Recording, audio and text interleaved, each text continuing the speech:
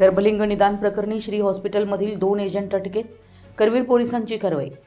कोल्हापुरात बेकायदेशीर गर्भलिंग निदान आणि गर्भपात प्रकरणातील तपासाला करवीर पोलिसांनी वेग दिला असून राजारामपुरी येथील श्री हॉस्पिटलमध्ये कार्यरत असलेल्या 2 संशयित एजंटांना अटक करण्यात आली।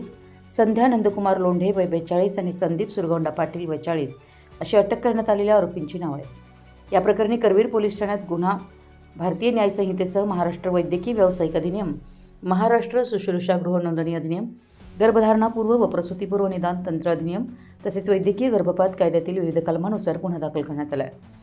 गर्भलिंग निदानासाठी रुग्ण पुरवल्याचा आरोप पोलिसांच्या तपासानुसार या गुन्ह्यात आतापर्यंत एकूण 16 आरोपी निष्पन्न झाले असून त्यापैकी 9 आरोपींना यापूर्वीच अटक करण्यात आली आहे। हे आरोपी सध्या न्यायालयीन कोठडीत आहेत। दरम्यान राजारामपुरी येथील श्री हॉस्पिटलमध्ये काम करणाऱ्या संध्या नंदकुमार लोंढे आणि संदीप सुरगोंडा पाटील यांचा बेकायदेशीर गर्भलिंग निदानासाठी रुग्ण पुरवणे तसेच बेकायदेशीर गर्भपाताच्या प्रक्रियेत सहभाग असल्याची माहिती पोलिसांना कळाली होती।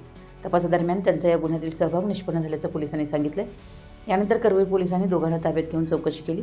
चौकशीनंतर दिनांक 24 ऑगस्ट 2026 रोजी दोघांना या गुन्ह्यात अटक करण्यात आली। 27 ऑगस्टपर्यंत पोलीस कोठडीत अटक करण्यात आलेल्या दोन्ही आरोपींना आज न्यायालयासमोर हजर करण्यात आले। न्यायालयाने दोन्ही आरोपींना दिनांक 27 ऑगस्ट 2026 पर्यंत पोलीस कोठडी मंजूर केली आहे। या प्रकरणातील तपासादरम्यान आणखी कोणाची भूमिका समोर येते का यावर पोलिसांकडून तपास सुरू आहे। ही कारवाई कोल्हापूर जिल्ह्याचे वरिष्ठ पोलीस अधिकारी यांच्या मार्गदर्शनाखाली करण्यात आली।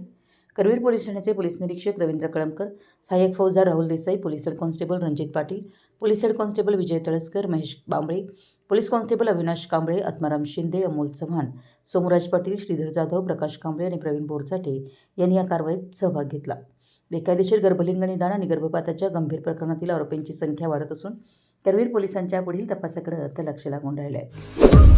आपल्या परिसरातील महत्त्वाच्या बातम्या पाहण्यासाठी आमच्या नवसंकेत न्यूज चॅनलला यूट्यूबवर सबस्क्राईब करा आणि बेल आयकॉन प्रेस करा।